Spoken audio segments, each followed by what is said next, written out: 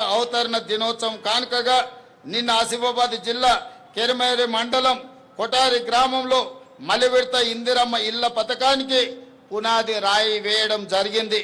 అదే విధంగా మిత్రులారా, పేదవాడికి సొంత ఇల్లు ఆత్మగౌరవం అయితే రేషన్ కార్డు ఆహార భద్రత ఏళ్లకేళ్లకి ఎదురు చూస్తున్న కుటుంబాల ఆకాంక్షలను మా ప్రభుత్వం నెరవేర్చింది.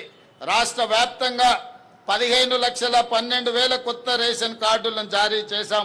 ప్రస్తుతం రేషన్ కార్డులో 19,44,000 కొత్త సభ్యులను చేర్చడం జరిగింది.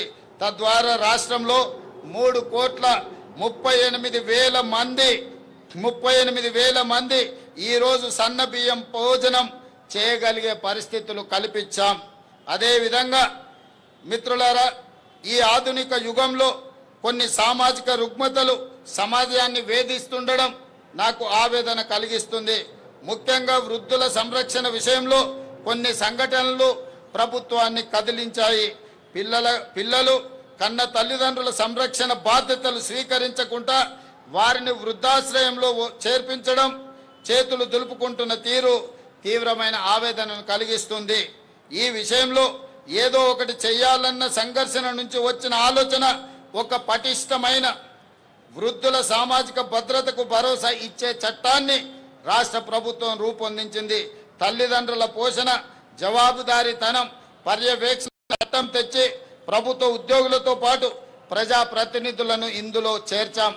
ఎవరైనా ప్రజాప్రతినిధులు కానీ, ప్రభుత్వ ఉద్యోగులు కానీ, ప్రైవేట్లో పెద్ద ఉద్యోగాలు చేసేవాళ్ళు కన్న తల్లిదండ్రులను చూసుకోకపోతే వాళ్ళ జీతాలలో 15% కోత విధించి ప్రత్యక్షంగా తల్లిదండ్రుల ఖాతాలో వేయడం ద్వారా ఆ వృద్ధాప్యంలో తల్లిదండ్రులకు రక్షణ కల్పించే చట్టాన్ని తెలంగాణ రాష్ట్ర ప్రభుత్వము అమలు చేస్తున్నదని తెలియజేయడానికి ఈ సందర్భంగా నేను సంతోషపడుతున్నాను. మిత్రులారా, అదేవిధంగా గిగ్ వర్కర్ల చట్టం, ఈ చట్టం కూడా మన రాష్ట్రంలో సుమారు 4 లక్షల మంది గిగ్ వర్కర్లు పనిచేస్తున్నారు. ఎండనక, వాననక, పగలనక, రాత్రనక 24 గంటలు నిరంతరం సేవలు అందిస్తున్నారు. వారి ఉద్యోగాలకు, జీవితాలకు ఇన్నాళ్ళు భద్రత లేదు. వారి ఉద్యోగ భద్రత కోసం ఈనాడు ఒక చట్టం చేశాం. అందులో రాహుల్ గాంధీ గారి చొరవకు నేను అభినందనలు తెలుపుతున్నాను. గిగ్ వర్కర్ల సంక్షేమ